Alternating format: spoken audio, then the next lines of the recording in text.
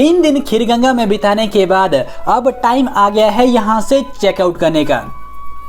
जो 3 दिनों का एक्सपीरियंस रहा वह सच में मेरे लिए इनक्रेडिबल रहा और मेस्मराइजिंग रहा, क्योंकि यहाँ के एनवायरनमेंट की जो प्योरिटी है और जिस तरह का फील है, जिस तरह की वाइब्रेशन है और जिस तरह की एनर्जी यहाँ के एनवायरनमेंट में है वह सच में इनक्रेडिबल है और मेस्मराइजिंग है।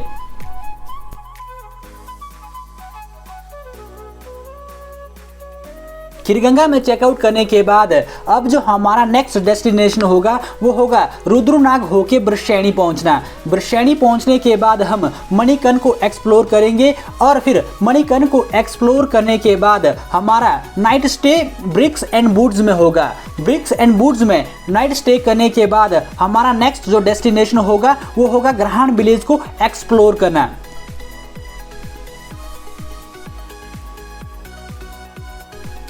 खीरगंगा से चेकआउट करने के बाद हमने ब्रशैनी पहुंचने के लिए अपना बैग पैक किया और निकल पड़े ब्रशैनी पहुंचने के लिए। ब्रशैनी पहुंचने के लिए इस बार हम बाया रुद्रनाग होकर जाएंगे और रुद्रनाग वाटरफॉल को एक्सप्लोर करेंगे। रुद्रनाग वाटरफॉल को एक्सप्लोर करने के बाद हमने अपनी जर्नी को कंटिन्यू रखा और ब्रशैनी पहुंचने के लिए जद्दोजहद करने लगे। रास्ता आसान होने के कारण यहाँ से ट्रैक करना इजी है और आसान है। अब तक की जर्नी का सफ़र बेहद ही खूबसूरत और बेहद ही शानदार रहा है। जितना अमेजिंग रुद्रनाग वाटरफॉल है उसी तरह से यहाँ से नेचर के वंडर को देखा जा सकता है, फील किया जा सकता है और महसूस किया जा सकता है।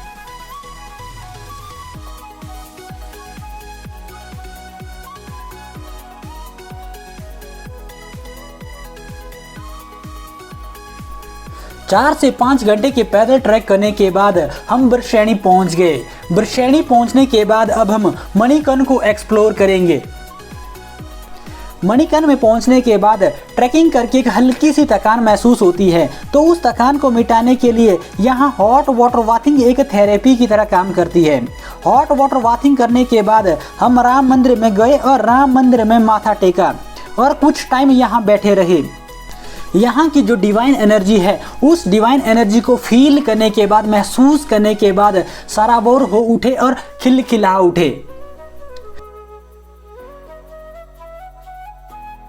मणिकर्ण को एक्सप्लोर करने के बाद अब हमारा night stay Bricks and Woods में होगा। ब्रिक्स एंड वुड्स में नाइट स्टे करने के बाद अगले दिन हम ग्रहण विलेज के ट्रैक पर निकल जाएंगे और ग्रहण विलेज को एक्सप्लोर करेंगे।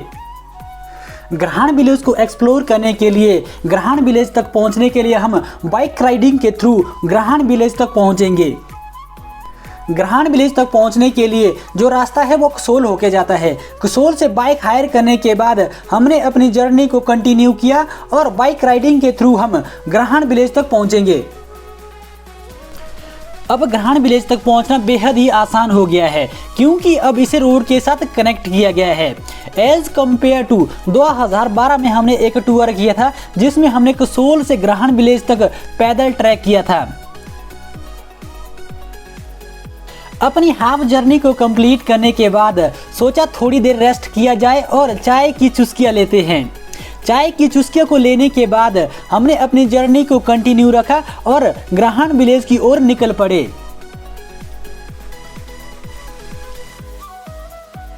अराउंड 10 से 12 किलोमीटर की बाइक राइडिंग करके अब हमें अपनी जर्नी को पैदल ट्रैक करके ग्रहण विलेज तक पहुंचना होगा। अराउंड 4 से 5 किलोमीटर की पैदल ट्रैकिंग करने के बाद फाइनली वो मंजर आ ही गया, वो पल आ ही गया जब हम ग्रहण विलेज में पहुंच गए।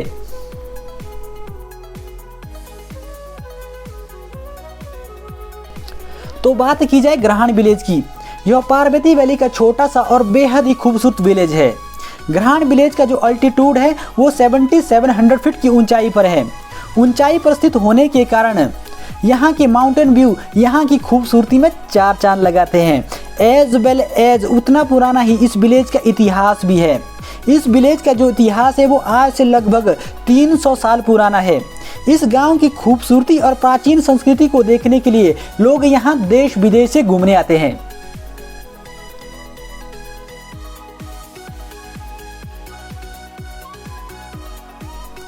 माउंटेन में रहने का भी ना एक अलग ही मज़ा है, एक अलग ही सुकून है। शहर की भीड़ भाड़ को छोड़ के कुछ टाइम खुद के लिए निकालिए, कुछ टाइम आके माउंटेन में बिताइए। You will be amazed, you will be surprised. ऐसा इसलिए क्योंकि आप अपनी सारी परेशानियों को भूल जाते हो, आप इस मोमेंट में यानी कि प्रेजेंट मोमेंट में जीने लगते हो। और मैं थैंक्स करना चाहूँगा हॉलिंग ऑल होम स्टे का, क्योंकि उन्होंने इस वीडियो को स्पॉन्सर किया है। This video is sponsored by हॉलिंग all. यदि आप भी इस टूर को करना चाहते हैं तो हमें व्हाट्सएप कीजिए, link in the description box. और हाँ, चैनल को ज़रूर सब्सक्राइब कीजिए और make sure press the bell icon.